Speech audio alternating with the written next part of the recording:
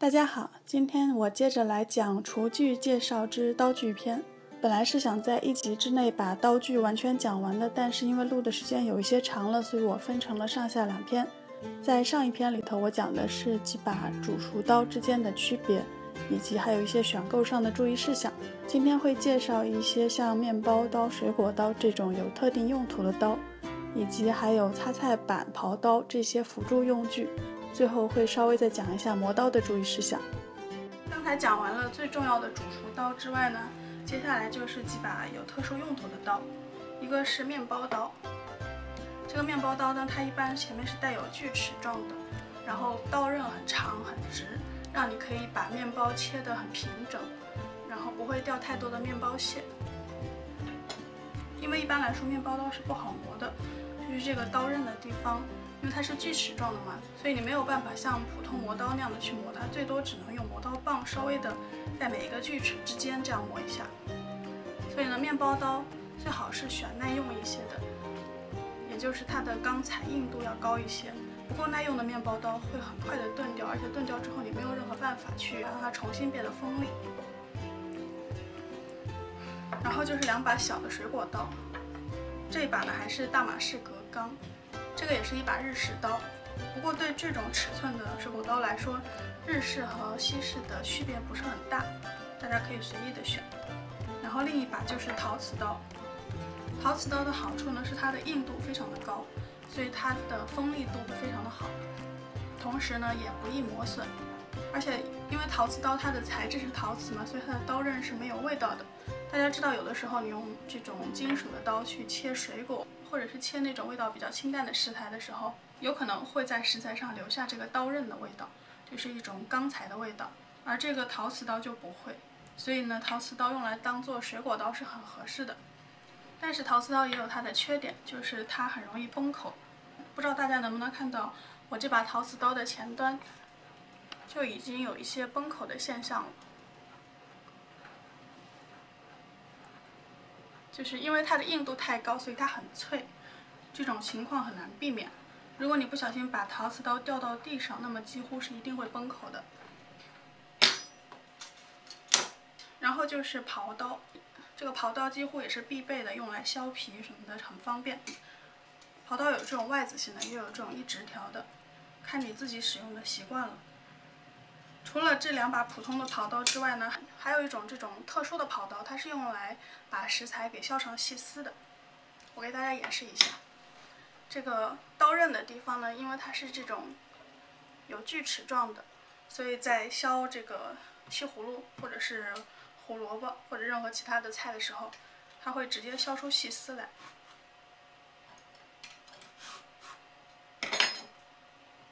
这样削下来一片就变成了细丝，所以它是有特殊用途的一把刀，有的时候还挺好用的。接下来呢是各种擦菜板，擦菜板呢有好几种，有的是可以这样把菜擦成片薄片的，有的是像这种大型的，既可以擦片也可以擦丝，然后还有的就是这种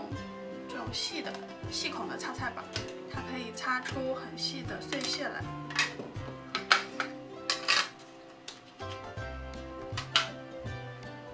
像这种刀口的形状不一呢，擦出来的菜的形状也就不一样。这种是可以擦出小薄片，这种是可以擦出细的碎屑来。还是用这个西葫芦给大家演示一下，像这种擦菜板它就是只用来擦薄片的。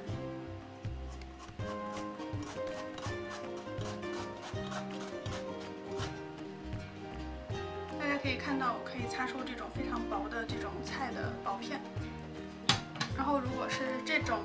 大型的擦菜板，它可以擦出丝来，就是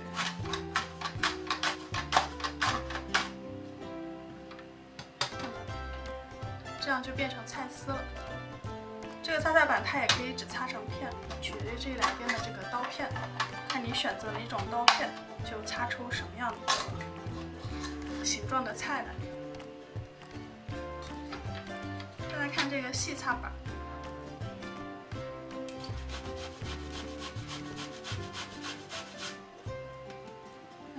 这样细擦板就擦出来是这种很细的，算是很细的细丝或者是碎屑吧。这个细擦板我建议大家都准备一个，它除了擦菜之外，还可以用来擦帕玛森干酪或者是生姜、蒜头什么的都可以。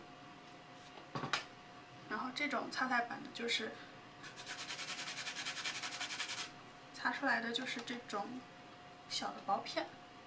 这种形状的擦菜板呢，它也可以擦奶酪，还有巧克力之类的，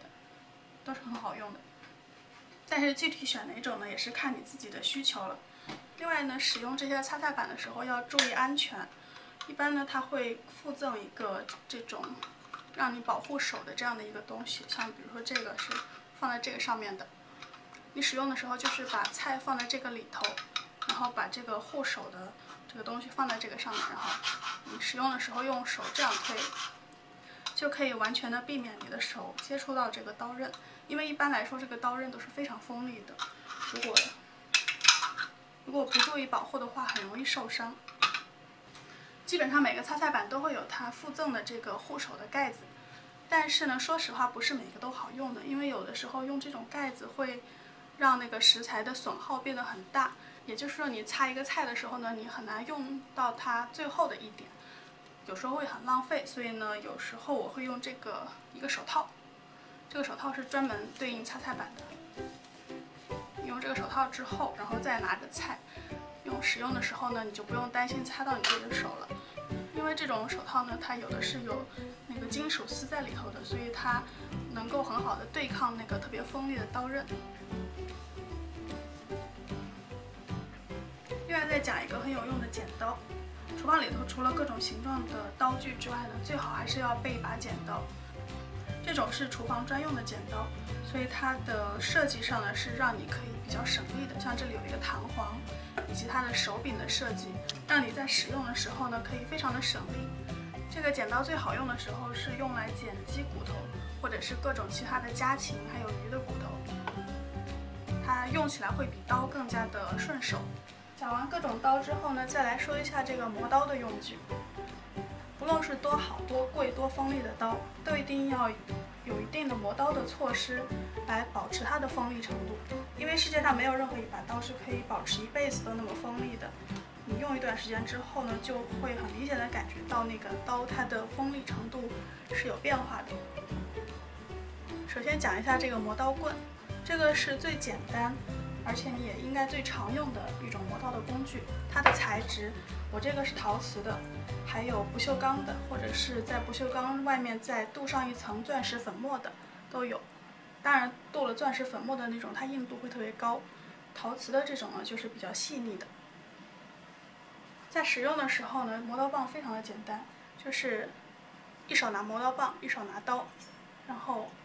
让这个磨刀棒和刀刃呈现大概15度的夹角，然后从上面开始这样顺着拿下来，然后换一面，再这样顺着拿下来，就这样每一面大概7、8下的样子就可以了。从理论上来说，磨刀棒并不会真正改变刀刃的角度，它所做的就是把刀刃上的毛边给磨掉。因为这个刀刃虽然很坚硬，但是它的坚硬程度其实远远没有大家想象的那么高。当你切各种食材以及它接触到砧板的时候，都会让这个刀刃有一点轻微的偏斜，以及会让它上面产生一些毛刺。这些细小的改变呢，其实对这个刀刃的锋利程度影响是很大的。所以你会发现，用这个磨刀棒，哪怕只是轻轻的磨上个7、8次，这个刀用起来的使用感会很明显的不同。其实它是把这个刀刃矫正回了它正常的位置。当这个刀刃不在正常位置的时候，你越用它会越钝。所以其实使用磨刀棒对刀刃也是一种保养。如果经常使用磨刀棒的话，你用磨刀石来磨刀的频率会大大的下降。从理论上来说，磨刀棒最好是你每次用刀前后都稍微磨它1、2下。如果你做不到这么勤快，那就每隔1、2天磨一下也是可以的。因为它使用起来也很简单嘛，所以你用起来并不会特别的费时。说完磨刀棒之后，就是这个最有用的磨刀石。这个磨刀石呢，它分为很多粗细的等级，像这一块它是300和1000混合在一起的，这个等级叫目，也就是300目和1000目。然后这个是3000目到8000目，这个数字越高，磨刀石它就越细致。所以呢，你在使用的时候应该是先从低数目的开始，然后慢慢的过渡到高数目。一般的家庭用刀，如果你的刀刃不是特别钝，保养的比较好的话呢，从1000开始就行了。300是给那种特别钝的刀准备的，然后用完1000了之后，再过渡到3000、8000这样。大家很多时候很害怕磨刀石，是因为觉得那个磨刀的角度不好掌握。我之前有专门做过一期磨刀的视频，有很详细的讲解过怎样用磨刀石来磨刀，大家可以有兴趣去那个视频看一下。然后这里还有一个小道具是帮助辅助使用的，就是它夹在这个刀刃的背上，这样你在使用磨刀石的时候，它自然的就会形成一个固定的角度，对于新手来说是很有用的。这个磨刀石具体要怎么用呢？大家还是可以去看我之前的一期专门讲怎样磨刀的视频，今天在这里就不赘述了。此外还有这种磨刀的砂轮，这种呢，它是在这2个缝隙中有2个带有磨砂的轮子，然后它的角度是已经固定好的，所以你使用的时候就是把这个刀刃先在一个缝隙里头磨一下，然后再换到另一个。这种砂轮的好处呢，是它使用起来很方便，你不需要抓角度，只需要把这个刀插到缝里头去磨一下就好了。不过砂轮对于刀刃的修正的程度有限，也就是你没有办法用砂轮把刀磨到超级锋利，所以它适合那些对刀的锋利程度要求不太高的人。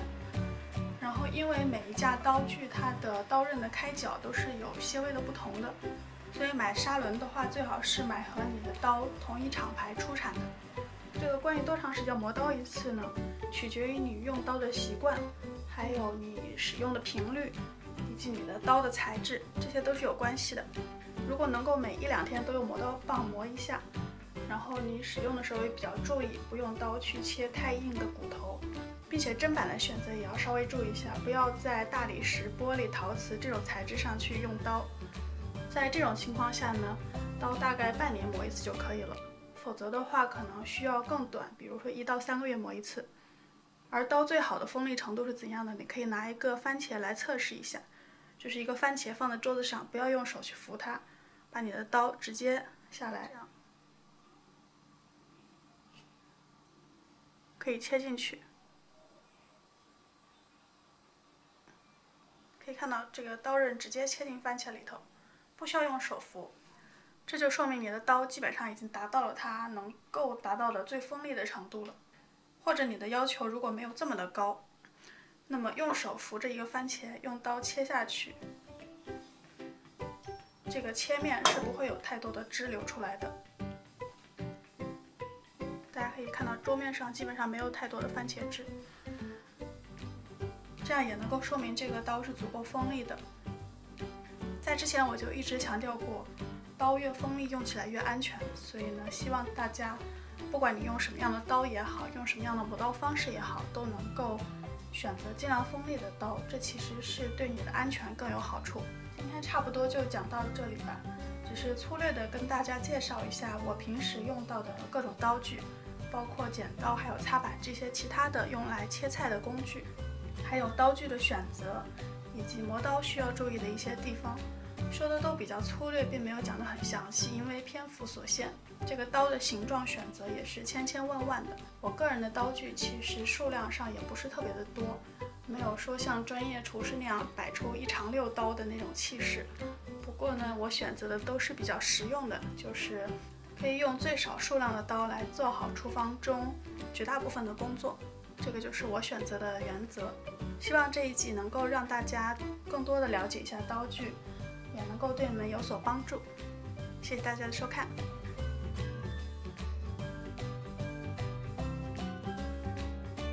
喜欢我的视频就点个赞吧。